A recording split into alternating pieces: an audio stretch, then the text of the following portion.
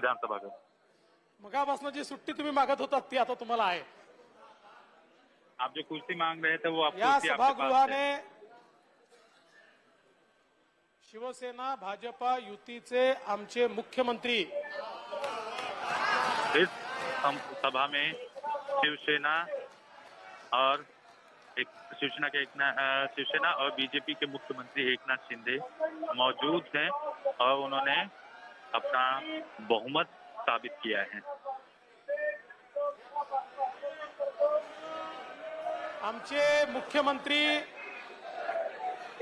श्री एकनाथरावजी शिंदे जी ने जो अपना बहुमत साबित किया है उसके लिए मैं उन्हें बधाई देता हूं। प्रचंड मोठा विश्वास व्यक्त केला म्हणून मी माननीय एकनाथरावजी शिंदे यांचं मनापासून अभिनंदन करतो। या सभागृहात तो देखें, अगर सभा में जो है वो नारेबाजी जारी है।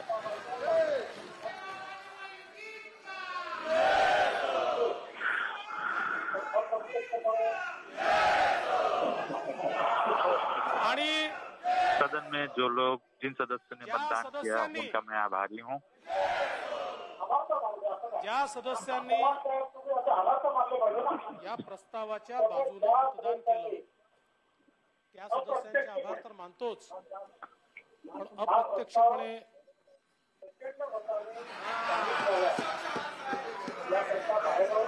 फिलहाल जो है जो सदस्य हैं उनका तो मैं आभारी हूँ ही, लेकिन विपक्ष है उनका भी आभार मुझे मानना पड़ेगा, क्योंकि विपक्ष प्रत्यक्ष अप्रत्यक्ष रूप से कहीं न कहीं हमारी जो बहुमत को साबित करने की प्रक्रिया है उसमें उसने एक सहयोगी की भूमिका निभाई है।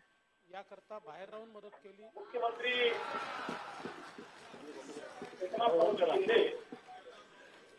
या अदृश्य हातांचेही एकनाथ शिंदे एक कट्टर शिवसैनिक हैं। म्हणजे अध्यक्ष महोदय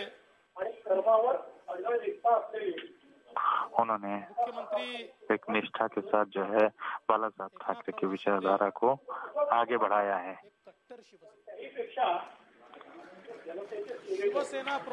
और जनता की सेवा के बाला साहब ठाकरे के उद्देश्य को ही आगे बढ़ा रहे हैं। निष्ठा असलेले अशा प्रकारचे एकनाथरावजी शिंदे ते कुशल संघटक आहेत, पण त्याहीपेक्षा मंत्री मिले और म्यांमार को माफी मांगनी पड़ी, जिसे थाईलैंड ने कबूल किया और शांति के लिए मामले को वहीं रफा-दफा करने का फैसला किया। वहीं अमेरिका और नेटो की चुनौती से निपटने के लिए रूस ने अपनी तैयारियों को धार देना शुरू कर दिया। खबर है कि अमेरिकी विमानों पर नजर रखने के लिए वो जल्द ही नॉर्वे के बॉर्डर के पास अपने सबसे आधुनिक और हाईटेक रडार तैनात करेगा। और पश्चिमी मीडिया ने दावा किया कि इसके लिए रूस ने रडार स्टेशन तैयार करने का काम जोर शोर से शुरू भी कर दिया। और रूस अपने सबसे आधुनिक रडार रेजोनेंस NE VHF को जिस जगह पर तैनात करने जा रहा है वो नेटो देश नॉर्वे के बॉर्डर से महज 10 किलोमीटर की दूरी पर मौजूद है। दावा है सिर्फ नॉर्वे ही नहीं बल्कि फिनलैंड के एयरपोर्ट भी इन रडार की जद में रहेंगे। और इनकी तैनाती का मकसद अमेरिका के स्टेल्थ फाइटर जेट F-35 पर नजर रखना है, जो एयर डिफेंस सिस्टम को चकमा देने में माहिर माने जाते हैं। लेकिन रूस जिन आधुनिक रडार को इन पर नजर रखने का जिम्मा सौंपने जा रहा है उनकी नजर से ये लड़ाकू विमान भी नहीं बच सकते। रूस ने अमेरिकी विमानों की निगरानी के लिए इस तरह के 4 रडार नॉर्वे की सीमा पर तैनात करने का प्लान तैयार किया है। और ये तैनाती ऐसे वक्त में हो रही है जब स्पेन की राजधानी मैड्रिड में हुए सम्मेलन में नेटो रूस को घेरने के लिए पावर प्लान तैयार करने का ऐलान कर चुका है, जिसके तहत वो उसके पड़ोस में मौजूद अपने सदस्य देशों में 3 लाख सैनिकों को हाई अलर्ट पर रखेगा और वहां आधुनिक हथियारों की सप्लाई भी बढ़ाएगा। साथ ही इस बैठक में रूस के पड़ोसी फिनलैंड और स्वीडन का नेटो से जुड़ने का रास्ता भी साफ हो चुका है, जिसके बाद रूस ये मान चुका है कि अब अमेरिका और नेटो मिलकर इन देशों में अपने मिलिट्री बेस भी बनाएंगे। और नॉर्वे में तो अमेरिका पहले ही अपने 2 F-35 लड़ाकू विमान तैनात कर चुका है, लेकिन रूस को डर है कि फिनलैंड के नेटो से जुड़ने के बाद वहां भी जल्द ही 5वीं पीढ़ी के अमेरिकी फाइटर जेट तैनात किए जा सकते हैं। और रूस के लिए रणनीतिक तौर पर बेहद अहम माना जाने वाला कोला प्रायद्वीप फिनलैंड से ज्यादा दूर नहीं है। दावा है कि इस प्रायद्वीप में रूस ने बड़ी संख्या में परमाणु हथियार तैनात किए हैं, जबकि इसके पास कोला खाड़ी में उसकी बैलिस्टिक मिसाइल सबमरीन भी मौजूद है और रूस को आशंका है कि नेटो के साथ जंग छिड़ने पर फिनलैंड और नॉर्वे में मौजूद अमेरिकी विमान इस इलाके में बमबारी कर सकते हैं। इसीलिए उसने इन विमानों पर नजर रखने की तैयारी तेज कर दी। भारत को लेकर बदला अमेरिका का नजरिया अब दुनिया को हैरान कर रहा है। केवल 3 महीने पहले रूस से तेल खरीदने पर अमेरिका भारत को चेतावनी दे रहा था, लेकिन 3 ही महीने में अमेरिका भारत के साथ कूटनीतिक रिश्ते बढ़ाता दिख रहा है। एक साथ रूस और अमेरिका को साधने वाली इस विदेश नीति के लिए प्रधानमंत्री नरेंद्र मोदी की दुनिया भर में तारीफ हो रही है, क्योंकि न तो भारत ने रूस से तेल की डील रोकी और न ही अमेरिका के सामने झुका। यहां तक कि रूस और यूक्रेन की जंग में भी भारत ने किसी का पक्ष नहीं लिया। विदेश नीति के मामले में प्रधानमंत्री नरेंद्र मोदी के मास्टर स्ट्रोक ने सबको हैरान कर दिया। पहले कहा जा रहा था कि रूस से सस्ता तेल खरीदकर भारत अमेरिका को नाराज कर रहा है। फिर अमेरिका ने भी भारत पर दबाव बनाने के लिए मार्च में कई भड़काऊ बयान दिए, लेकिन भारत के प्रधानमंत्री नरेंद्र मोदी अपने फैसलों से पीछे नहीं हटे। नतीजा ये हुआ कि जंग के बीच भारत को कारोबारी फायदा तो मिला ही, अमेरिका को भी प्रधानमंत्री के दांव के सामने झुकना।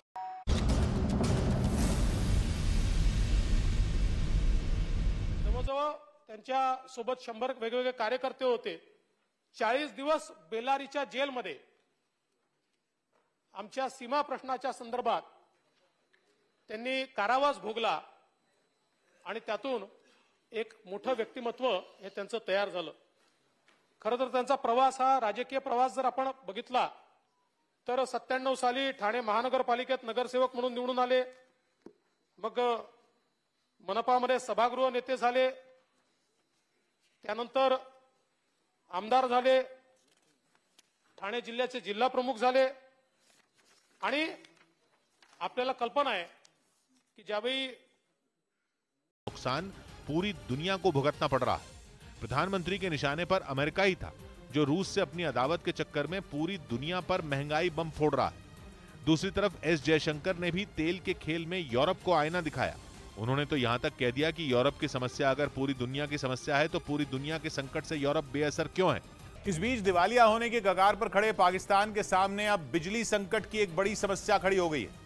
हालात इस कदर बिगड़ गए हैं कि वहां की टेलीकॉम कंपनियों ने मोबाइल और इंटरनेट सेवा बंद करने की धमकी तक दे दी। और जल्द ही इस संकट का समाधान नहीं ढूंढा गया तो पाकिस्तान में फोन और इंटरनेट सेवा पूरी तरह ठप हो जाएंगी। पाकिस्तान की टेलीकॉम कंपनियों का कहना है कि लगातार हो रही बिजली कटौती की वजह से उन्हें कई तरह की दिक्कतों का सामना करना पड़ रहा है।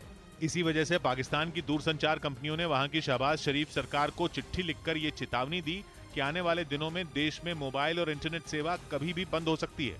असल में पाकिस्तान इस वक्त आर्थिक बदहाली के सबसे बुरे दौर से गुजर रहा है और वहाँ महंगाई बेकाबू हो गई है। पाकिस्तान के पास न पैसा है और न ही उसके पास ऐसा कोई उपाय जिससे वो अपनी अर्थव्यवस्था को पटरी पर ला सके। हालांकि पाकिस्तान की सरकार महंगाई को काबू करने में जुटी है, लेकिन तमाम कोशिश के बाद भी वहां महंगाई बढ़ती जा रही है। आलम यह कि रोजमर्रा के इस्तेमाल वाली चीजों के दाम आसमान पर पहुंच गए और लोगों को बुनियादी चीजों के लिए भी जरूरत से ज्यादा पैसे देने पड़ रहे हैं। हालात इस कदर बिगड़ चुके हैं कि वहां आने वाले दिनों में भी लोगों को बढ़ती महंगाई से निजात नहीं मिलने वाली है। ऊपर से वहां के लोगों पर महंगाई का एक और बम तब फूट गया जब पाकिस्तान सरकार ने एक बार फिर पेट्रोल और डीजल के दाम बढ़ा दिए। इस बार पेट्रोल की कीमत में 14 रुपए 85 पैसे और डीजल की कीमत में 13 रुपए 23 पैसे की बढ़ोतरी की गई। इसके बाद पाकिस्तान में 1 लीटर पेट्रोल की कीमत वहां की करेंसी में 249 रुपए हो गई, जबकि 1 लीटर डीजल की कीमत 276 पाकिस्तानी रुपए को पार कर गई। पिछले 35 दिनों में यह चौथी बार है जब पाकिस्तान में पेट्रोल और डीजल की कीमत में इजाफा किया गया है। मतलब यह कि आर्थिक संकट से जूझते पाकिस्तान में महंगाई की वजह से हाहाकार मचा है। सिर्फ पेट्रोल मुंबई पुण्याचं अंतर कमी होणार आहे आणि एक रेकॉर्ड मोडणारा अशा प्रकारचा आयकॉनिक ब्रिज हा त्या ठिकाणी तयार होतोय आणि त्यामुळे तेही एक महत्त्वाचं काम असेल। किंवा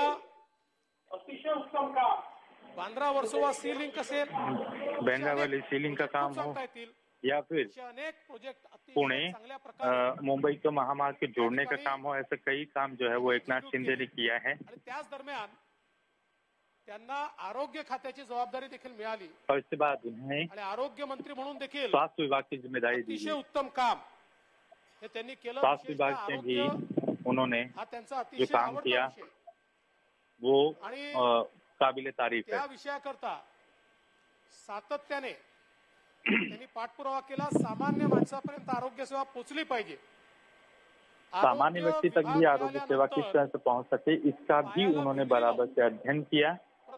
एकनाथ शिंदे हर एक चीज सोचते हैं, समझते हैं, जानकारी निकालते हैं। उन्होंने हर जिले में भी, हर जगह पे जाके, हर जिले के हर हिस्से में जाके स्वास्थ्य विभाग की व्यवस्था करने का काम किया। अतिशय चांगल्या प्रकारे या व्यवस्था उभ्या केल्या। डॉक्टरांच्या नियुक्त्या फास्ट झाल्या पाहिजेत, डॉक्टरों की नियुक्ति करना का भी जिम्मेदारी उन्होंने निभाई। अशा प्रकारचं सबको सही से वक्त पे उपचार मिल सके, इस बात का ध्यान रखा। एकनाथराव शिंदे एक वेगळं रसायन। एकनाथराव शिंदे जो है वो हर चीज में पारंगत हैं। 24/7 काम करणारा हा नेता आहे। 24 घंटे काम करने वाला ये नेता है। जेव्हा एखादी निवडणूक असते, एखादा क्रायसिस असतो, त्यावेळी 24/7 नाही, 72/21 जब चुनाव होंगे या फिर क्राइसिस की सिचुएशन होगी तो ये 24 घंटे नहीं बल्कि 74/1 करके काम करते हैं, यानी कि लगातार कंटिन्यू काम करते रहते हैं ताकि स्थितियों को संभाला जा सके, क्राइसिस को खत्म किया जा सके। ऐसे एकनाथ शिंदे हैं। त्यामुळे मोठ्यातला मोठा माणूस असो की लहानातला लहान, त्याच्याकरता धावून जाणं खरं म्हणजे ही बड़े से बड़ा पार्टी का व्यक्ती हो या छोटे से छोटा कार्यकर्ता, हर कोई एकनाथ शिंदे से सीधे तौर पर जुड़ा हुआ है। त्याचे दिघे साहेब होते आणि दिघे साहेबांनी हीच शिकवण शिंदे साहेबांना देखील दिली। एकनाथ शिंदे के पास कोई नहीं है क्योंकि उनके जो दिघे साहब थे, आनंद दिघे साहब, वो जा चुके हैं, लेकिन उनके आदर्श अभी भी एकनाथ शिंदे के साथ मौजूद हैं। त्यावेळेस सगळे सांगत होते की आता आमची लाईन 24/7 चालू राहणार, आम्ही 24/7 आपत्ती व्यवस्थापना करता तयार असणार। त्यास मुख्यमंत्र्यांनी सांगितलं तुम्ही तर आहेच, पण मी देखील तुम्हाला 24/7 उपलब्ध आहे, तुम्ही अर्ध्या रात्री मला सांगा। मी आणि उपमुख्यमंत्री आम्ही जब आपात की स्थिति में ये कहा गया था हम लोगों को कि 24 घंटे की सेवाएं उपलब्ध रहेंगी, 24 घंटे जो है फोन कॉल खुले रहेंगे, तो उस दरमियान मुख्यमंत्री ने भी कहा था कि आप मेरे लिए 24 घंटे के लिए 24 घंटे के लिए पूरी तरह से उपलब्ध है। त्या मोर्चाच्या करता समोर गेले होते, पण त्याची व्यवस्था वेगवेगळ्या ठिकाणी ठाणे जिल्ह्यामध्ये किंवा हे आपल्या सरकारवर मोर्चा आणतायत, पण हे आपले बांधव आहेत, त्यांच्या काही समस्या आहेत, ते आपण ऐकून घेतल्या पाहिजे। विरोध में हमारी सरकार के खिलाफ मोर्चा निकाला गया था, तो ऐसे में उसे संभालने की कोशिश, मराठा मोर्चा को संभालने की कोशिश और साथ ही साथ नासिक के पहले उन्हें रोककर संभालकर समझाने की काम जो है वो भी बहुत सही तरीके से एकनाथ शिंदे ने संभाला था, खासतौर पर थाने के इलाके में और नासिक से निकले हुए इस पूरे मोर्चे के खिलाफ, क्योंकि वो लोग भी हमारे हैं, उन्हें समझाना भी आसान नहीं था, वो जिम्मेदारी भी उन्होंने अच्छे से निभाई है। कधी कधी ते आक्रमक झाले तर आपल्याला कारवाई करावी लागते, पण आमच्या विरुद्ध एक शब्द बोलला तर आम्ही ऐकून घेणार नाही, आमच्या विरुद्ध एक पोस्ट लिहिली तर आम्ही ऐकून घेणार नाही, आमच्या विरुद्ध काही बोललं तरी आम्ही उचलू आणि तुम्हाला जेलमध्ये टाकू। ही जी काही अवस्था आपल्याला काही काळ पाहायला मिळाली, ही अवस्था काही फार चांगली नाही, मी त्यालाही काही दोष देत नाही, पण एवढंच सांगतो की लोकशाहीमध्ये जो दूसरा आवाज जब कहीं पे हमने आवाज उठाई, कहीं कुछ बोलने की कोशिश की, कुछ कहना चाहा या कोई पोस्ट की, तो उसके बाद राज्य सरकार की तरफ से पिछले कुछ समय में हमारे ऊपर कार्रवाई की गई, हमें जेलों में डाला गया, हमारा विरोध किया गया, हमारे घरों के बाहर प्रदर्शन हुआ। लोकतंत्र में इस चीज की कोई जगह नहीं होनी चाहिए। जो बीत चुका है उसे भूलकर एक नई शुरुआत करने की जरूरत है। माननीय उद्धवजींचा वाढदिवस होता, पण मी त्यांना सांगितलं मी उद्धवजींशी बोलतो, तुम्ही सगळे कार्यक्रम सोडून त्या ठिकाणी जा। आणि शिंदे साहेब, रवींद्र चव्हाण त्या ठिकाणी पोहोचले। अगदी बोटीमध्ये साप घुसत असताना देखील त्या बोटीतनं प्रवास करून त्या ठिकाणचे जे प्रवासी आहेत त्या प्रवाशांना बाहेर काढलं।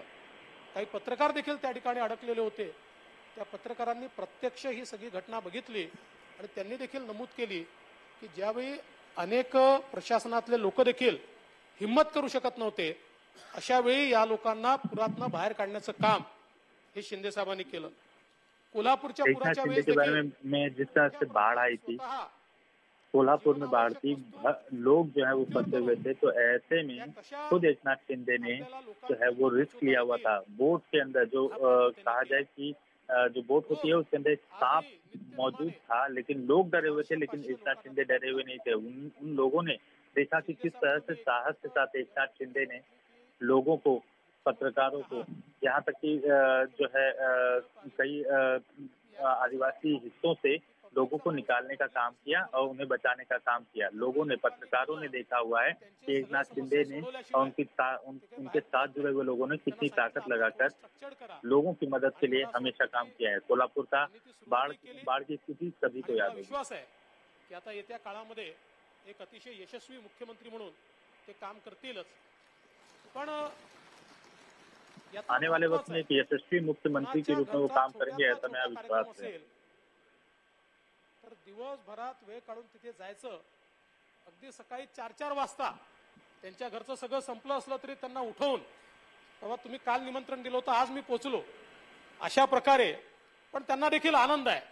आणि मला असं वाटतं की कमी बोलायचं। अगर सुबह 4 बजे भी आप इनको जगा के किसी काम के लिए या फिर किसी कार्यक्रम के लिए निमंत्रण दे, तो ये कभी ना नहीं बोलने वाले, क्योंकि उसमें ही इन्हें आनंद मिलता है।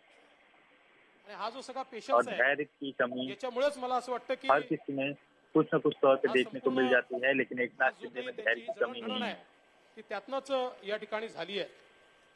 खरं तर साताऱ्याचा त्यांचा जन्म आहे आणि ठाण्यामध्ये सातारा में उनका जन्म हुआ है, त्यांची कर्मभूमी आहे, पण ठाणे त्यांच्या उनकी वैयक्तिक कर्मभूमी जीवनात है। देखील खूप अडचणींचा सामना त्यांना करावा लागला। अपने जीवन में उन्होंने बहुत संघर्ष झेला है। परिस्थितीमध्ये संपूर्ण नेतृत्व उभं केलं, विषम परिस्थितियों में भी उन्होंने पार्टी का एक नेतृत्व खड़ा किया।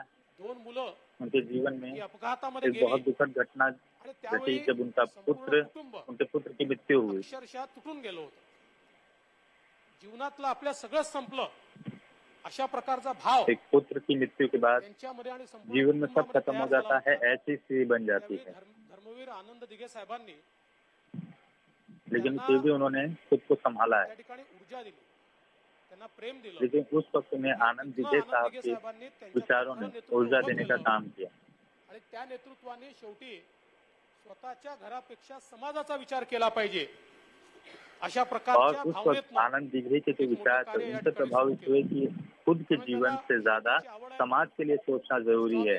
इसके बाद आनंद दिघे के विचारों को लेके एकनाथ शिंदे आगे बढ़े। त्यांनी लावले आहेत आणि जेव्हा थकवा येतो, ताण येतो, त्यावेळी ते गावी जातात, गावी जाऊन पुन्हा तयार होतात। एकनाथ शिंदे की एक खास बात है कि जब वो लगातार काम करने के बाद थक जाते हैं, विश्राम उन्हें चाहिए होता है, तो वो अपने गांव जाते हैं पण एक सामान्य कार्यकर्त्याची और वहाँ पर खेती भी करते हैं अपने आप को याचं एक उत्तम फ्रेश उदाहरण करने होते। के लिए। एकदा एका कार्यकर्त्याचा कार्यक्रम घेतला होता, एक आदर्श व्यक्ति के लिए इससे बड़ा उदाहरण नहीं हो सकता। कार्यकर्त्याने फोन करून सांगितलं की साहेब माझी बेइज्जती होईल, 5 मिनिटं तरी या। 6 तास प्रवास करत कार्यक्रमात आले, 10 मिनिटं कार्यक्रम केला आणि पुन्हा 6 तास प्रवास करत त्या ठिकाणी चिपळूणला गेले। ही कार्यकर्त्याच्या एक बार एक कार्यकर्ता ने कहा था कि अगर आप एकनाथ शिंदे साहब अगर आप नहीं आए तो मेरा जो है वो लोगों के बीच में सम्मान दिया जाएगा। 6 घंटे की यात्रा करके ये एकनाथ शिंदे चिपलून पहुंचे, वहां पे 10 मिनट का कार्यक्रम जो है उन्होंने अटेंड किया, उस अपने कार्यकर्ता की इज्जत रखी, सम्मान रखा, वापस 6 घंटे का सफर करके लौटे थे। परंतु त्यानंतर संधी मिळाल्यावर और यही वजह है कि हर कोई उनसे जुड़ा हुआ है। मिळवली आणि 77% गुण घेऊन त्यांनी ग्रॅज्युएशन पूर्ण केलं। त्यामुळे उन्होंने लगातार अध्ययन भी किया और पीएचडी की डिग्री ली है। 56 साल की उम्र में उन्हें 77% मला असं वाटतं अत्यंत महत्त्वाचा डिग्री आहे। मिली। खरं म्हणजे अंदाजा लगाएं कि आदमी आज भी कितना योग्य है और लगातार त्यावेळीच मी सांगत कार्यरत है की हे सरकार अनैसर्गिक आहे, हे सरकार टिकणार नाही। जब मैंने महाविकास आघाड़ी के लिए बोला था कि ये सरकार अनैसर्गिक है, मी एक कविता म्हटली होती, मी पुन्हा येईल। मैंने एक कविता भी कही थी, मी पुन्हा येईल, यानी मैं वापस आऊंगा। त्याच्यावर माझी खूप टिंगटवाळी अनेकांनी केली। उस वक्त में कई लोगों ने आलोचना की थी, मेरा मजाक उड़ाया था, लेकिन मैं आया और एकनाथ शिंदे को भी साथ लाया हूँ। इसे साथ में लेके आना कहते हैं, अध्यक्ष महोदय, यानी कि मैं अकेले नहीं आया, अपने साथ भी लाया। अपमान केला त्यांचा मी बदला घेणार आणि माझा बदला एवढाच आहे की मी त्यांना माफ केलं। लोगों ने कहा कि मैं अपने अपमान का बदला ले रहा हूँ, लेकिन मेरे अपमान का बदला केवल इतना है कि मैंने माफ कर दिया है लोगों को। आणि म्हणून एकच गोष्ट या ठिकाणी सांगू इच्छितो, मैं केवल एक बात कहना चाहता हूँ, दुनिया के सारे शौक पाले नहीं जाते, कांच के खिलौने हवा में उछाले नहीं जाते, कोशिशें करने से जीत होती है आसान, क्योंकि हर काम तकदीर के भरोसे टाले नहीं जाते। आणि म्हणून जरी या ठिकाणी आमच्याकडे मॅन्डेट असताना आम्हाला विरोधी पक्षात बसावं लागलं, हमारे पास मैंडेट होते हुए भी हमें विरोध में बैठना पड़ा, सातत्याने संघर्ष केला, उसके लिए हमने संघर्ष किया, आखिर में पृष्ठभूमि तैयार की। कुठलाही काळ असो, जनतेमध्ये राहिलो, कधी स्वतःची पर्वा केली नाही। कोरोना का काल हो या कोई भी परिस्थिति हो, हम जनता में रहे और परिस्थितियों की परवाह नहीं की। कि काही लोकांना असं वाटायचं, कई लोगों को ऐसा लगता था कि हम ड्रामा कर रहे हैं। विचारच हे सांगतो की सत्ता हे आमचं साध्यच नाहीये। हमारे विचारकों ने भी कहा था कि हमें सत्ता सामान्य माणसाच्या जीवनामध्ये सामाजिक आर्थिक परिवर्तन करण्याकरता एक उपकरण म्हणून सत्ता आम्हाला हवी आहे। सामान्य व्यक्ति के जीवन में सामाजिक आर्थिक परेशानियों का इलाज करने के लिए, उसका उपचार करने के लिए ही हमें सत्ता चाहिए। आणि आमचे नेते माननीय मोदीजी यांनी या देशामध्ये दाखवून दिलं, हमारे प्रधानमंत्री मोदी जी ने देश को दिखाया कि सत्ता महत्वपूर्ण नहीं है। या ठिकाणी आमची खंत होती, ती एवढीच खंत होती की जनतेनं मॅन्डेट दिलं आणि ते मॅन्डेट दिल्यानंतर आमचं मॅन्डेट हिरावून देण्याचा प्रयत्न झाला, आणि म्हणून मोदीजींनी सांगितलं, हो आम्ही सरकार बनवू, आम्हीच। मुझे इस चीज का दुख था कि जनता ने हमें मैंडेट दिया, लेकिन मैंडेट होने के बावजूद हम सरकार नहीं बना पाए। उस वक्त मोदी जी ने हमें कहा था कि आप परेशान न हो, सत्ता हम बनाएंगे, जरूर बनाएंगे। शिवसेना भाजपला जे मॅन्डेट दिलं होतं त्या मॅन्डेटचा सन्मान आम्ही करून दाखवू। शिवसेना बीजेपी को जो मैंडेट जनता ने दिया था वो भले ही कुछ समय के लिए बिखरा रहा हो, लेकिन उस मैंडेट का सम्मान हम जरूर करेंगे। और इसी वजह से मैंने एकनाथ शिंदे को कहा कि वो मुख्यमंत्री पद का स्वीकार करें। मला घरी बसण्याचा आदेश दिला असता तरी मी बसलो असतो।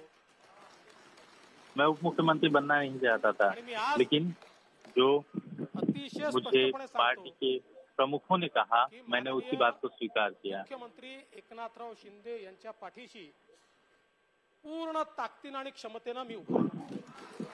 मैं वादा करता हूं कि मैं एकनाथ शिंदे जो मुख्यमंत्री हैं उनके पीछे पूरी ताकत के साथ, पूरी क्षमता के साथ, पूरे विश्वास के साथ खड़ा रहूंगा। हा प्रयत्न या ठिकाणी मी करणार आहे आणि कुठल्याही प्रकारे या ठिकाणी त्यांच्यात माझ्यात कधी दुरावा कोणाला दिसणार नाही, कधीही कभी भी किसी भी हालत में यहाँ पर हम दोनों के बीच में किसी तरह का पावर स्ट्रगल नहीं दिखेगा, किसी तरह का अविश्वास नहीं दिखाई पड़ेगा।